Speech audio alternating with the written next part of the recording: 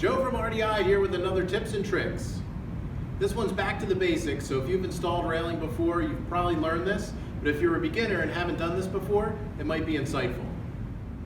If you're installing railing with a one-piece trim ring, the first step is going to be to put the trim ring on the post.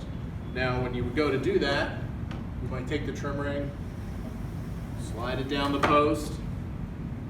That might take a while for 10, 20 posts on a deck, and you might even scratch or scuff the surface of the post while doing it.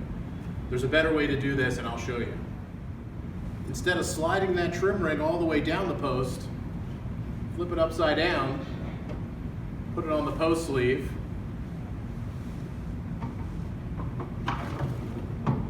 and slide that whole assembly over your mounted post. Again, this tip is really basic, but anything to save more time for libations is a win in my book. For more tips and tricks and info on RDI products, visit us at rdirail.com.